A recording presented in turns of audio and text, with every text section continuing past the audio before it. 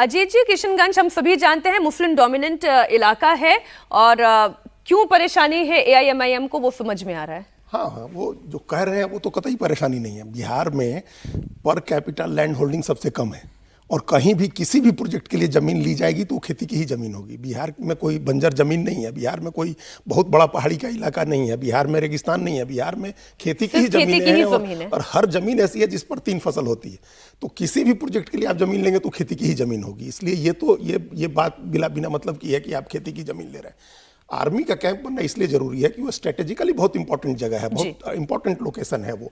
और हम वहाँ का जो इकोलॉजिकल सिस्टम है, जो जंगल पहाड़ हैं, आप पूर्णिया से आगे बढ़ जाए उधर बांग्लादेश की तरफ, तो उसको भी डिस्टर्ब नहीं कर सकते हैं। तो ऐसी जगह पर अगर आर्मी कैंप बनाने की बात है सिक्योरिटी के लिहाज से, स्ट्रेटेजिक लिहाज से, तो उसका विरोध नहीं होना चाहिए, उस पर राजनीति नहीं होनी चाहिए। लेकिन कांग्रेस के जो एमपी है मोहम्मद जावेद, वो पार्लियामेंट में ये इशू उठाते हैं।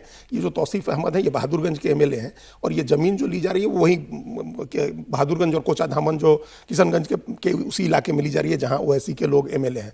तो वो उनका विरोध हमको समझ नहीं आ रहा है। खेती की बात, किसान की बात तो इसका एक्चुअल कारण नहीं है।